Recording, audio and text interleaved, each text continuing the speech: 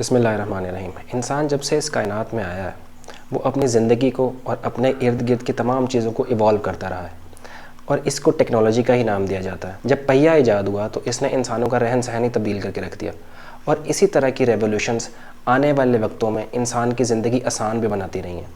कहीं ना कहीं उनको मुश्किलात का भी सामना करना पड़ा है, लेकिन उन आसानियों को देखते हुए हम इन चीज़ों के सिग्निफिकेंस को निगलेक्ट नहीं कर सकते। इसी तरह से जब यूएस आर्मी ने सबसे पहले इंटरनेट का यूजेज किया था तो ये बहुत बड़ा ब्रेक थ्रू था और इसी तरह की डेवलपमेंट्स होती चली आ रही हैं इंसान की तारीख़ में। और आज मैं आपके साथ एक ऐसी ही डेवलपमेंट की स्टोरी शेयर करना चाहूँगा जो जानना आपके लिए बहुत ज़्यादा ज़रूरी है, और वो आर्टिफिशियल इंटेलिजेंस है।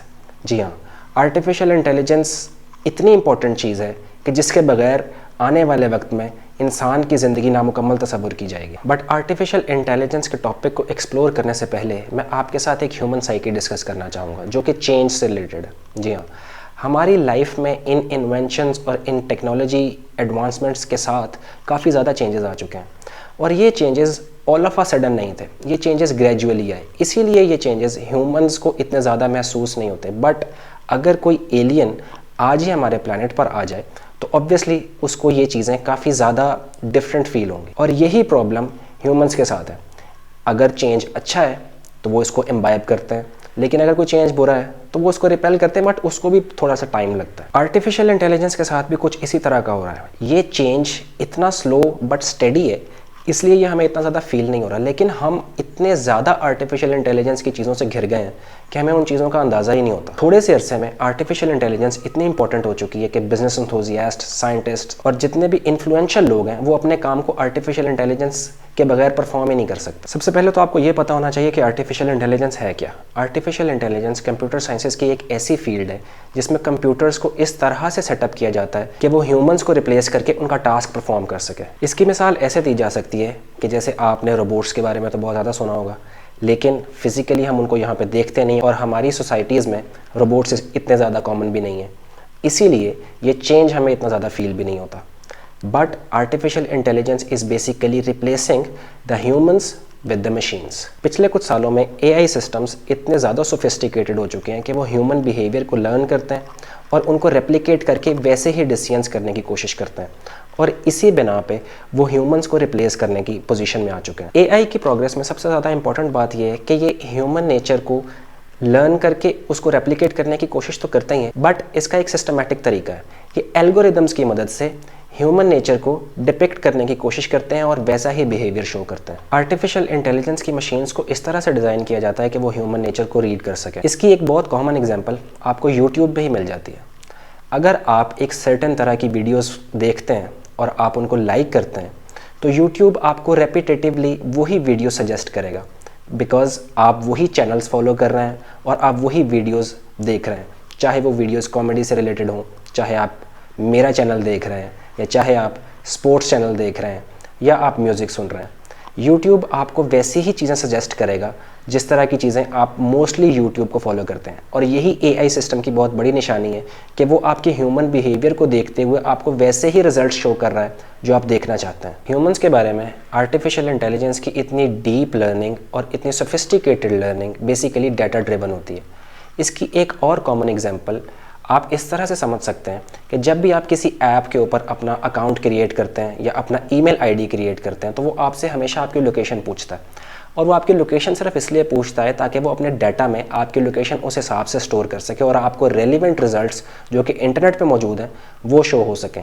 बिकॉज जितने भी मार्केटिंग फर्म्स हैं या जितने भी ब्रांड्स हैं उनकी सोशल मीडिया टीम्स और उनकी मार्केटिंग की जो टीम्स हैं वो भी आजकल आपको आपके मोबाइल पे ही रीच करती हैं और ये भी आर्टिफिशियल इंटेलिजेंस की एक बहुत बड़ी एग्जांपल है। लेकिन ये इतनी स्मूथ और इतनी स्टेडी है कि ये चेंज हमें इतना ज़्यादा फील ही नहीं होता। Slowly but steadily artificial intelligence is reaching out to every aspect of our society. आप हेल्थ केयर की अगर बात करें तो डिजीज़ डायग्नोसिस से लेके उसके जो भी प्रिकॉशनरी मेजर्स लिए जाते हैं, अभी जैसे कोविड आया था उसके बाद जितनी भी रिसर्च उस पर बेस्ड थी वो सब आर्टिफिशियल इंटेलिजेंस के थ्रू ही कंडक्ट की गई थी। इवन किसी भी डिजीज़ को क्योर करने के लिए भी आर्टिफिशियल इंटेलिजेंस की ही हेल्प ली जा रही है। इवन जो शॉपिंग आप करते हैं वो भी डाटा ड्रिवन ही होती है, क्योंकि ऑनलाइन शॉपिंग का कॉन्सेप्ट कुछ ज़्यादा पुराना नहीं है। ऑल्दो यूरोप और अमेरिका वाली साइड पे तो it is very common, but Pakistan में भी आहिस्ता आहिस्ता ये कॉन्सेप्ट बहुत ज़्यादा कॉमन होता चला जा रहा है। और online shopping basically artificial intelligence के थ्रू ही पॉसिबल हो सकती है, बिकॉज आप एक स्टोर पे जाते हैं जहाँ पे आपको अपनी पसंदीदा प्रोडक्ट नज़र आती है और आप अपना डाटा प्रोवाइड करके ही वो प्रोडक्ट परचेज़ करते हैं। आर्टिफिशियल इंटेलिजेंस की इंटरजेक्शन तो ऑलमोस्ट लाइफ के हर सेक्टर में ही आ चुकी है, लेकिन जो मेजर चीज़ें इस वक्त आर्टिफिशियल इंटेलिजेंस के इन्फ्लुएंस में मैं आपके साथ कुछ वो डिस्कस करना चाहूँगा। सबसे पहले तो हम स्मार्टफोन्स की ही बात करते हैं, बिकॉज स्मार्टफोन्स आजकल हर किसी के लिए हर कैपेसिटी में अवेलेबल है और वो स्मार्टफोन्स एआई से खाली नहीं है। मोबाइल फ़ोन्स में एक ग्लोबल पोजिशनिंग सिस्टम होता है जिसको हम जीपीएस कहते हैं। इसी जीपीएस के थ्रू आप अपनी मैसेजिंग करते हैं, इसी के थ्रू आप अपनी कॉल्स कंडक्ट करते हैं और इसी के थ्रू आप अपना इंटरनेट भी एक्सेस करते हैं। और इसी बेस पे artificial intelligence day by day everything you do, everything you perform with your phone, ये डाटा अपने पास स्टोर करता रहता है और इसी तरह से वो आपकी ह्यूमन बिहेवियर को कॉन्टीन्यूसली स्टडी करता रहता है और उसी के रेलिवेंट आपको रिजल्ट शो करता है। इवन जो अब न्यू फ़ोन्स आ रहे हैं, सबसे पहले उसमें थंब इम्प्रेशन के साथ लॉक का सिस्टम दिया जा रहा है और अब इसको और सोफिस्टिकेटेड बना दिया गया है कि आपकी फेस रिकग्निशन के साथ भी आप अपना फ़ोन ओपन कर सकते हैं। That is all happening because of artificial intelligence. Obviously machine इतनी स्मार्ट हो चुकी है कि वो आपका फेस एक्सप्रेशंस और आपके फेस को रीड करते हुए ही आपका फ़ोन अनलॉक कर देती है। और ये बात आपने भी नोट की होगी कि अगर आप अपने फेस को किसी और एंगल पे अपने फ़ोन के सामने रखेंगे तो वो ऑब्वियसली अनलॉक नहीं होगा। इतनी स्मार्ट और इतनी सोफिस्टिकेटेड टेक्नोलॉजी आ चुकी है और ये हर शहरी को अपने हैंड हेल्ड डिवाइस में अवेलेबल है। आप अपने स्मार्टफोन्स पे ही अपनी लोकेशंस अपने दोस्तों के साथ शेयर कर सकते हैं और उनकी लोकेशंस अपने पास शेयर कर सकते हैं। इसी तरह से हमें वर्चुअल असिस्टेंस भी देखने को मिलती है। हमें आईफोन यूज़र्स सिरी का इस्तेमाल करते हैं और Android users Google artificial intelligence का इस्तेमाल करते हैं और इन गिग्स का इस्तेमाल करते हुए इतने परफेक्ट रिजल्ट्स आते हैं कि वो ह्यूमन इंटेलिजेंस को भी बीट करने के काबिल होता है। आर्टिफिशियल इंटेलिजेंस के टेक्नोलॉजी एडवांसमेंट्स हम कार्स में भी देख सकते हैं। आपने इलेक्ट्रिक कार्स के बारे में तो सुना ही होगा, लेकिन सेल्फ ड्राइविंग कार्स भी इन्वेंट हो चुकी हैं। जी हाँ, और ये सिर्फ आर्टिफिशियल इंटेलिजेंस की वजह से ही पॉसिबल हो पाया है। अब ड्राइविंग के लिए आपको ड्राइवर की ज़रूरत नहीं है, आपको सिर्फ अपनी कार में एक डाटा फीड करना है कि आपको एक सर्टन लोकेशन पे पहुंचना है और आपकी गाड़ी सेल्फ ड्राइव करके आपको वहाँ पे ले जाएगी। रास्ते में अगर कोई सिग्नल आ रहा है तो वो उसको भी फॉलो करेगी और रास्ते में अगर कोई ट्रैफिक है तो वो उसको भी फॉलो करेगी। और इस सिस्टम की सोफिस्टिकेशन एआई से पहले पॉसिबल ही नहीं थी। पॉसिबल तो क्या, इसको इमेजिन भी नहीं किया जा सकता था, लेकिन एआई ने इस सिस्टम को इतना ज़्यादा कॉमन कर दिया है कि ये चेंज भी फील नहीं होता। जैसा कि मैंने आपसे पहले भी कहा था कि आर्टिफिशियल इंटेलिजेंस एक ऐसी चीज़ है जिसने लाइफ के हर आस्पेक्ट को हिट किया और वीडियो गेम्स भी आर्टिफिशियल इंटेलिजेंस के इन्फ्लुएंस से खाली नहीं है। वीडियो गेम्स की बात करना यहाँ पे इसलिए ज़्यादा ज़रूरी है कि क्योंकि ये म्यूज़िक और मूवीज़ से भी बड़ी इंडस्ट्री है all over the world.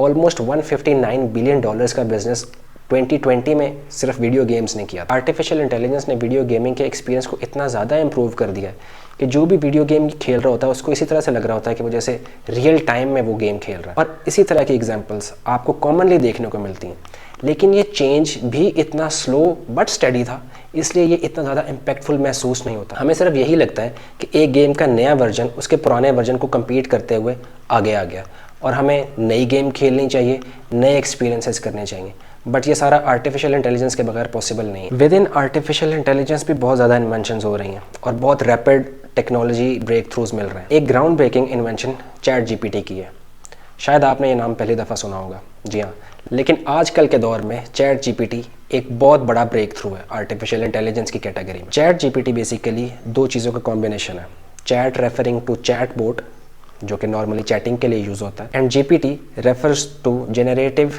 Pre trained transformer जो कि एक लैंग्वेज मॉडल है। ChatGPT basically language generating algorithm है। जी हाँ, आप चैट जीपीटी से बात कर सकते हैं बिल्कुल इसी तरह से जैसे दो इंसान एक दूसरे से बात करते हैं, और इनकी लैंग्वेज और इनके आंसर्स इतने ज़्यादा सोफिस्टिकेटेड हैं कि वो ह्यूमंस को रेप्लिकेट करते हैं और कभी कभी उनसे भी बेहतर आंसर्स करते हैं। Basically ChatGPT performs as a human. आप उसके साथ बात भी कर सकते हैं, आप उसको कोई टास्क भी असाइन कर देते हैं। फॉर एग्जांपल, अगर आप चैट जीपीटी से ये बोलते हैं कि आपको एक सर्टन टॉपिक पे ऐसे लिख के दे, तो आपको एक कंप्लीट लेंथ का ऐसे भी लिख देगा, बिल्कुल इसी तरह से जो कि आप काम किसी ह्यूमन से करवाते हैं वही काम चैट जीपीटी आपके लिए विद इन फ्यू सेकंड्स कर देगा। और सबसे ज़्यादा इम्पॉर्टेंट चीज़ ये है कि ये आंसर्स इतने रिलेटेबल और इतने रियलिस्टिक होंगे that you won't believe it कि ये टास्क किसी मशीन ने किया है या किसी ह्यूमन ने किया है। आजकल एक कॉमन एग्जांपल आप स्नैपचैट में भी देखते हैं। स्नैपचैट ने अभी एक फ़ीचर लॉन्च किया है जिसको AI फ्रेंड का नाम दिया गया है। आप उसके साथ कॉमन बातें कर सकते हैं, आप उसका हाल पूछ सकते हैं और इन रिटर्न वो आपको वैसे ही जवाब देगा जैसा कि आप किसी दोस्त के साथ कम्युनिकेट कर रहे हैं। सबसे ज़्यादा हैरानकुन बात AI से रिलेटेड ये है कि इसकी ग्रोथ बहुत ज़्यादा रैपिड है। लेट्स से अगर पुराने ज़मानों में अगर कोई चीज़ एक दफ़ा लॉन्च हो जाती थी तो उसका नेक्स्ट वर्जन आने में कुछ टाइम लगता था, इवन ईयर्स लग जाते थे।